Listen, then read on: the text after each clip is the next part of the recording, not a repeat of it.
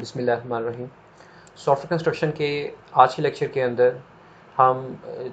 जो chapter 16 cover कर रहे थे कलेक्शंस के हवाले से, उसके अंदर आज हम लिस्ट्स को कवर करेंगे। ये हमने लास्ट लेक्चर के अंदर हमने इस स्लाइड को देखा था और मैंने आपसे ये कहा था कि हम जो चैप्टर 16 का सेकंड पार्ट होगा उसके अंदर हम लिस्ट्स को कवर करेंगे और उसके बाद जो क्यू का और सेट की जो स्लाइड्स होंगी वो मैं आपके लिए अपलोड कर दूंगा, जो कि सेम पैटर्न के ऊपर हैं जैसे कि लिस्ट की है। तो उम्मीद है कि आपको वो बेहतर तरीके से समझ आ पाएंगी आज की लेक्चर की रोशनी में। और उसके अंदर भी सैम्पल कोड हैं जिनको आप चला के देखें, और अगर आपको स्टिल किसी किस्म की कोई कन्फ्यूजन रह जाएगी तो वो हम इंशाल्लाह क्यूए सेशन में कवर करेंगे। ऑलराइट जी, लिस्ट के हवाले से, a list sometimes called sequence is an ordered collection that can contain duplicate elements। so basically list जो है एक sequential जो है वो collection है, और अब ये डिपेंड करता है कि आप कलेक्शन किस टाइप की बना रहे हैं। आप स्ट्रिंग टाइप की कलेक्शन बना रहे हैं, आप किसी और टाइप के जो क्लास है उसके ऑब्जेक्ट्स की कलेक्शन बना रहे हैं, तो ये आपके ऊपर डिपेंड करता है। मगर अगर आप लिस्ट टाइप की कलेक्शन बनाएंगे तो वो बेसिकली एक सिक्वेंशियल आपके पास कलेक्शन होगी जो कि ऑर्डर्ड होगी।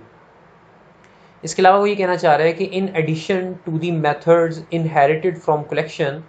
List provides methods for manipulating elements, manipulating a specified range of elements, search for elements and obtaining a list iterator to access the elements. तो बेसिकली वो ये कह रहा है कि ऑब्वियसली क्योंकि लिस्ट जो है वो कलेक्शन को इनहेरिट करती है, तो कलेक्शन के अंदर मौजूद मेथड्स के अलावा लिस्ट के अंदर अपने भी कुछ मेथड्स होते हैं जो कि आपको एलिमेंट्स को स्पेसिफिक एलिमेंट्स को जो है वो मैनिपुलेट करने में जो है मदद करते हैं, या फिर एक जो एलिमेंट्स की एक रेंज है, फॉर इंस्टेंस थर्ड एलिमेंट से लेके फिफ्थ एलिमेंट तक की जो रेंज है उसको मैनिपुलेट करने में हेल्प करती है, या इसके अलावा आपको एलिमेंट्स को सर्च करने में हेल्प करती है, या फिर लिस्ट जो है वो आपको लिस्ट आइट्रेटर भी देती है। और हमने लास्ट लेक्चर के अंदर देखा था कि आइट्रेटर बेसिकली वो क्या काम करता है। बेसिकली वो कलेक्शन के अंदर आइट्रेट करने के लिए, बैक एंड फोर्थ मूव करने के लिए आपको हेल्प करता है, और लिस्ट के अंदर मूव करने के लिए आपको लिस्ट आइट्रेटर की ज़रूरत पड़ेगी। Interface list is implemented by several classes including array list, link list and vectors. तो बेसिकली सिंस ये लिस्ट एक इंटरफेस था, तो ये बेसिकली रेफरेंसेस स्टोर कर सकता है, मगर वो रेफरेंस किन ऑब्जेक्ट्स के होंगे? वो ऑब्जेक्ट या तो अरे लिस्ट टाइप के हो सकते हैं, या लिंक लिस्ट टाइप के हो सकते हैं, या वेक्टर के हो सकते हैं, या स्टैक के हो सकते हैं, या फिर इसके अलावा इसके किसी भी चाइल्ड क्लास के ऑब्जेक्ट्स जो हैं उनको स्टोर किया जा सकता है। इसके अलावा यहाँ पे कह रहा है कि जी लिस्ट्स जो हैं उनके हवाले से कि क्लास अरे लिस्ट एंड वेक्टर आर रीसाइजेबल अरे इम्प्लीमेंटेशंस ऑफ लिस्ट। बेसिकली अरे लिस्ट और जो वेक्टर जो कि चाइल्ड क्लासेस हैं लिस्ट की, ये ऐसी जो है वो कलेक्शन टाइप्स हैं जिनके साइज को आप चेंज कर सकते हैं। Inserting an element between existing elements of an array list और vector is an inefficient operation. तो बेसिकली अगर आपने अरे लिस्ट को या वेक्टर को आपने उसके साइज को बढ़ाना है, उसकी लेंथ को बढ़ाना है आपने, जैसे कि यहाँ नीचे दिया हुआ है, तो ये पॉसिबल तो है, लेकिन अगर आप उनके दरमियान में एलिमेंट्स को बढ़ाने की कोशिश करेंगे तो वो रिलेटिवली जो है वो इनएफिशिएंट होगा in comparison with other collections. तो बेसिकली इससे ये साबित पता लगता है कि हर एक जो डाटा कलेक्शन फ्रेमवर्क के अंदर मौजूद क्लास है या उनके पेरेंट इंटरफेसेस हैं, इनकी अपनी कैरेक्टरिस्टिक्स हैं। जैसे कि हमें पता है, हम डाटा स्ट्रक्चर्स में भी, डाटा स्ट्रक्चर कोर्सेज के अंदर भी देख चुके हुए हैं कि लिस्ट की क्या क्वालिटीज़ होती हैं, क्यू की क्या क्वालिटीज़ होती हैं, और सेट की क्या क्वालिटीज़ होती हैं। तो बेसिकली ऐसा नहीं है कि आप हर पर्पज़ के लिए किसी एक जो है वो कलेक्शन टाइप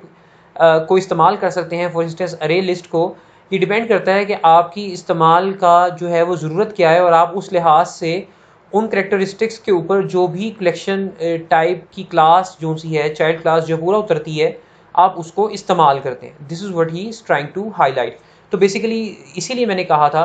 कि जो आज का जो दूसरा लेक्चर है कलेक्शन फ्रेमवर्क के ऊपर, चैप्टर 16 के ऊपर जो सेकंड लेक्चर है, वो आपको जो कलेक्शंस की एक पूरी इन्वायरमेंट है उसको समझने में एक बड़ी अच्छी तरीके से हेल्प करेगी। फिर आगे आने वाली जो 2 स्लाइड्स हैं इसी चैप्टर के ऊपर, वो सेम पैटर्न के ऊपर हैं, सिर्फ और सिर्फ डिफरेंट कलेक्शन के बारे में बात करती हैं। और अगर आपको आज का लेक्चर मुकम्मल तरीके से समझ आ जाता है तो आप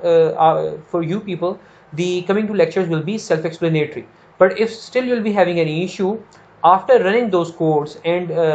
trying to understand the behavior of the code in the coming slides, agar still you'll be having any issue, I'll be answering them in the QA session inshallah. Coming back to the lecture, a linked list enables efficient insertion or removal of elements in the middle of the collection, but is much less efficient than an array list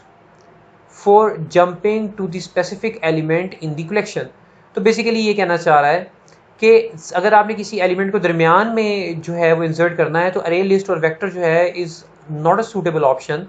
तो उस scenario के अंदर आपके लिए link list जो है वो ज़्यादा बेहतर रहेगी। मगर जब आप लिंक लिस्ट को इस्तेमाल कर रहे हो और अगर आपने एलिमेंट्स में कि स्पेसिफिक जो है वो लोकेशन के ऊपर आपने जंप करना हो तो वो जो है वो लिंक लिस्ट में रहते हुए is going to be relatively problematic. तो उसके लिए जो है वो आई वुड से कि अरे list is more suitable option. तो ये डिपेंड करता है कि आप जो डाटा की कलेक्शन को स्टोर करवाना चाह रहे हैं उसके ऊपर आपने किस किस्म के ऑपरेशंस परफॉर्म करने हैं, तो अकॉर्डिंगली फिर आप उसके लिए जो है अपनी पसंद की कलेक्शन जो सूटेबल कलेक्शन है उसको कलेक्शन टाइप को इस्तेमाल कर सकते हैं। The primary difference between array list and vector is that operations on vectors are synchronized by default whereas those on array list are not. तो बेसिकली जो वेक्टर्स जो हैं वो सिंक्रोनाइज्ड होते हैं और array list जो सी है वो अनसिंक्रोनाइज्ड है। तो अगर आपको सिंक्रोनाइज्ड जो है वो कलेक्शन को जो है वो मैनेज करना हो, आप कलेक्शन को जो है वो सिंक्रोनाइज्ड वे में मैनेज करना चाहते हो तो आपके लिए vector is a better option. Whereas अगर आप अनसिंक्रोनाइज्ड जो डाटा है उसकी कलेक्शन को आप मैनेज करना चाहते हो तो अरे list is the more suitable option. Unsynchronized collections provide better performance than synchronized ones. Obviously अगर आपको unsynchronized और synchronized के कॉन्सेप्ट के बारे में पता है तो आपको ये पता होगा कि जो उसकी जो परफॉर्मेंस होती है वो जो है वो एक दूसरे से इस लिहाज से डिफरेंट होती है। So basically this is a trade-off between synchronization and unsynchronization and the performance. For this reason, array list is typically preferred over vector in programs that do not share a collection among threads, because threads के अंदर जब आप data को इस्तेमाल different threads के अंदर आप data को इस्तेमाल कर रहे हो तो उस डाटा कलेक्शन का जो है वो डाटा स्ट्रक्चर का उस कलेक्शन टाइप डाटा स्ट्रक्चर का जो सा है वो सिंक्रोनाइज होना ज़रूरी होता है। तो अगर आप इस अंडर द थ्रेड्स इस्तेमाल नहीं कर रहे तो लोग वेक्टर के ऊपर अरे लिस्ट को प्रेफर करते हैं। और फिर यहाँ पे कुछ मेथड्स दिए हुए हैं लिस्ट के जिनके हवाले से ऐड बताना, नई जो है वो उसको ऐड करना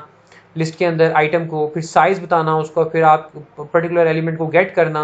और फिर आइट्रेटर जो है वो बनाना। आइट्रेटर के ऊपर हम पहले बात कर चुके हैं प्रीवियस स्लाइड के अंदर भी, जो हमने प्रीवियस जो रिकॉर्डिंग है उसके अंदर भी बात की और आज भी जो है वो लिस्ट आइट्रेटर के हवाले से बात की। इसके अलावा हैज़ नेक्स्ट के बारे में मैंने पहले बता चुका हूँ कि कोई आगे आने वाला एलिमेंट है या नहीं। इससे आगे next obtain the reference of the next element so and so fourth. तो बेसिकली ये आपके पास ये थोड़ा सा जो है लिस्ट के हवाले से उनके कुछ मेथड्स के हवाले से ओवरव्यू दे रहा है। अब ये हमारे पास कोड है और मैं अगेन ये कहूँगा कि आगे आने वाली जो 2 स्लाइड्स हैं उसके अंदर भी कोड जो है वो सिमिलर पैटर्न के ऊपर है। तो अगर आपको आज का ये जो लिस्ट और अरे लिस्ट के परस्पेक्टिव से और कलेक्शन और आइट्रेटर के परस्पेक्टिव से अगर समझ आ जाता है तो बाकी की जो डाटा स्ट्रक्चर्स हैं जो जावा कलेक्शन फ्रेमवर्क के अंदर हैं उनकी जो सैम्पल कोड जो कमिंग 2 जो स्लाइड्स हैं, स्लाइड नंबर 3 और 4 जो इस चैप्टर के हवाले से हैं वो भी आपको समझ में आ जाएगा। Let's get into this code and try to understand it. तो बेसिकली यहाँ पे मेन हमारे पास मेथड है जिसके अंदर इसने एक स्ट्रिंग टाइप की अरे बनाई जिसके अंदर उसने जो है वो 5 रंग रखे हैं और उसने उसके बाद एक लिस्ट बनाई है स्ट्रिंग टाइप की जिसको उसने इंस्टेंशिएट किया है अरे लिस्ट से। सिंस ये एक इंटरफेस है और अरे लिस्ट जो है वो क्लास है तो this line 14 is pretty understandable कि उसने जो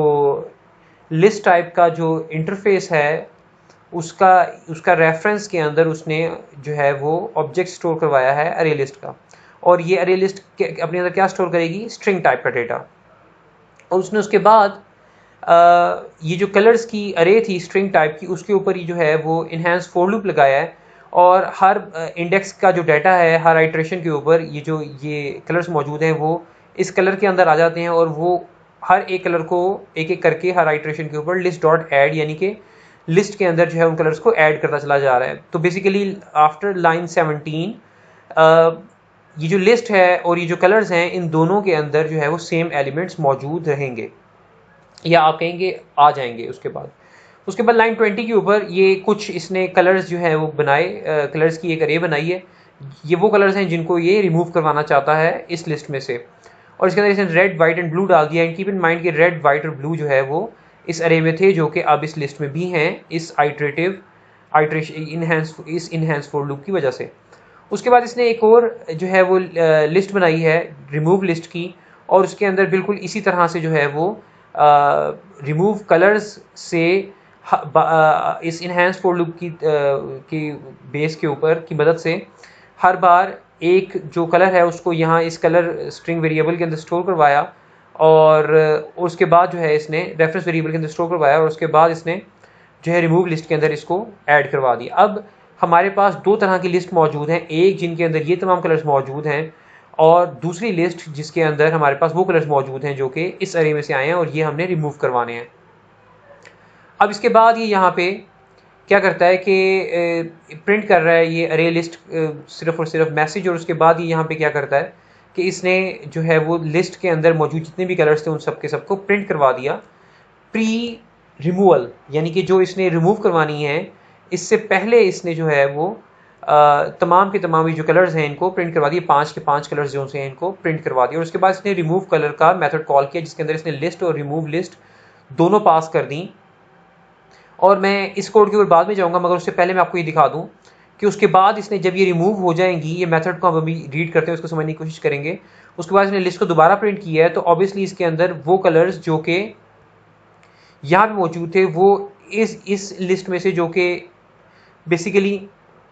इस अरे के कलर्स में से जो कि बेसिकली इस लिस्ट के अंदर मौजूद थे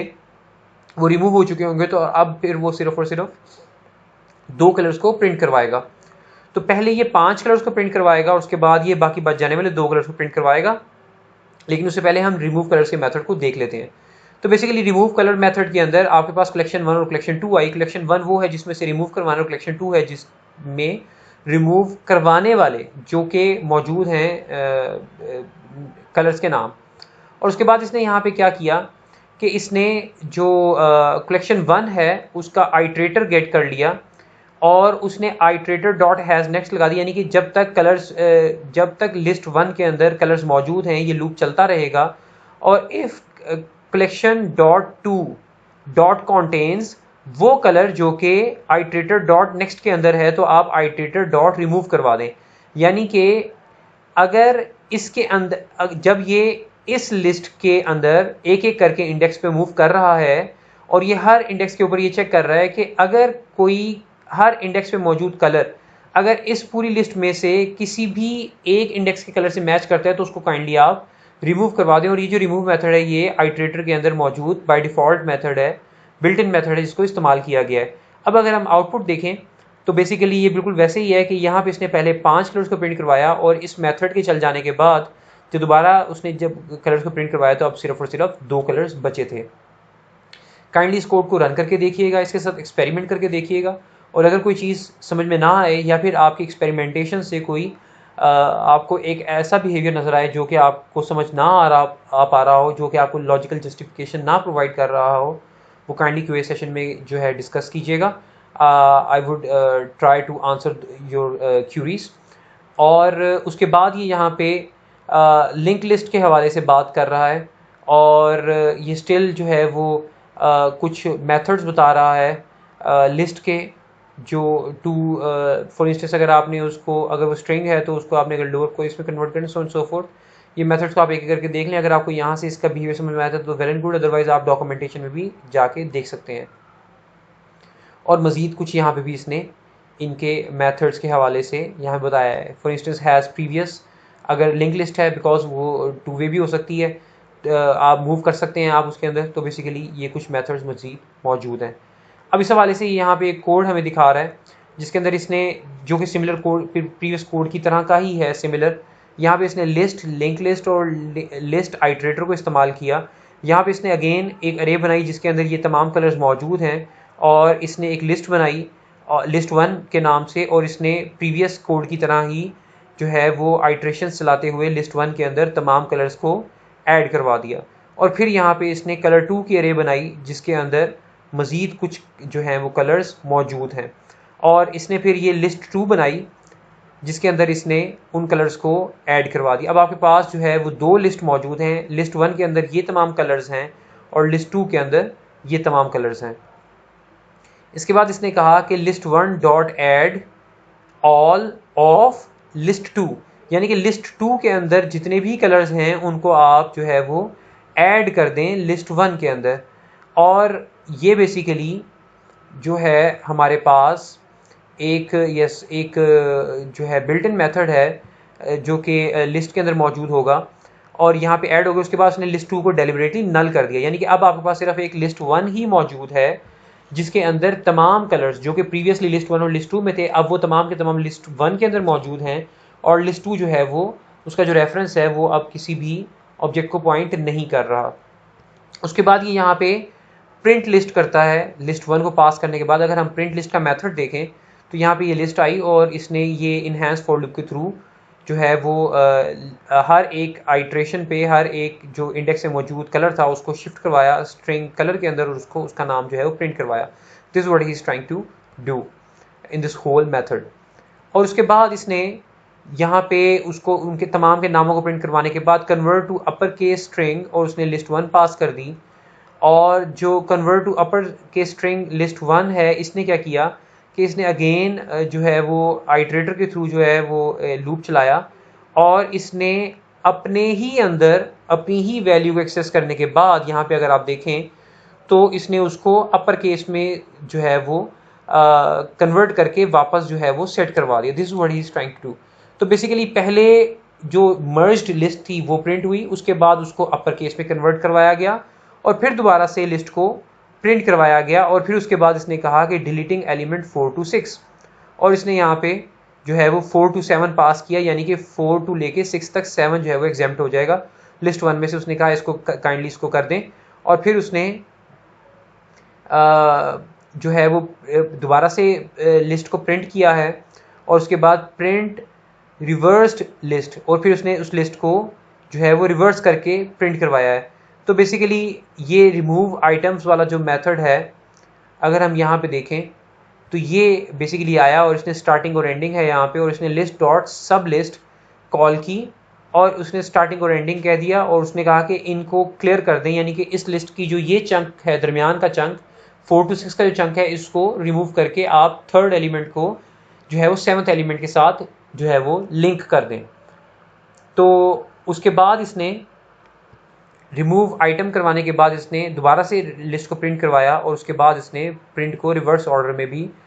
प्रिंट करवाया, जो कि यहाँ पे ये मेथड मौजूद है जो कि इसको रिवर्स ऑर्डर में प्रिंट करवा रहा है,